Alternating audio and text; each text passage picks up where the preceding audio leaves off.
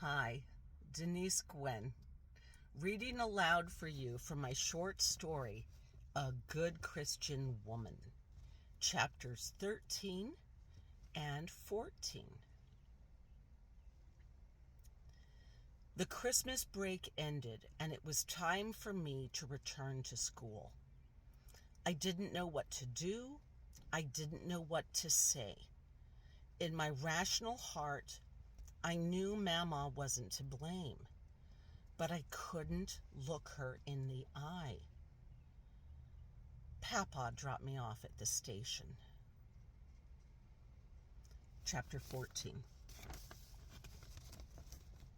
Something inside me had twisted on its axis, thrown me off balance, and catapulted me into a deep despair. I quarreled with Ben, called off the engagement, returned the ring. He was heartbroken. "This isn't like you, Marianne. I'm just not feeling myself anymore." I stopped drinking, started showing up for my classes on time for a change. My grades rose. I was no longer on academic probation. I landed on the dean's list. For the first time in my life, I didn't share the good news with Mama.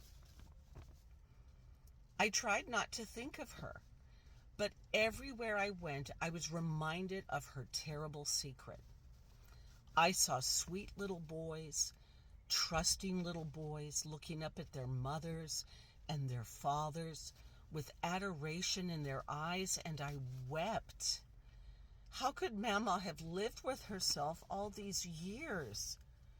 And then not to tell Mrs. McClintock how her little boy died? On February the 2nd, my birthday, I returned to my dorm following that day's classes. As I opened my mailroom lockbox, I noticed a bright blue envelope from Mama. This was her particular stationery, the soft, thick blue paper. At first, I didn't want to open it, but I did, and the message was simple. "I love you. Please forgive me. Love, Mama."